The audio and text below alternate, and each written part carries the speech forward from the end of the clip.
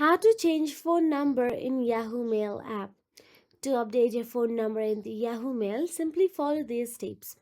First of all, open any web browser and go to the Yahoo Mail and make sure you are logged into your Yahoo account. Now, in the official website of the Yahoo, then tap on the profile icon of yours at the top right corner of the screen. Then select Manage Accounts or Account Info option available there.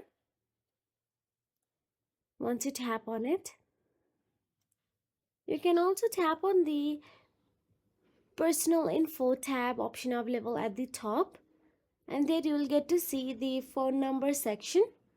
I do not have any phone number connected to my Yahoo, so you won't find that here. You can simply edit it and enter the new phone number in Personal Info as well. But here, let's go to the security and tap on the recovery phone number and add a new phone number. Now enter your new phone number and save the changes. So that is it.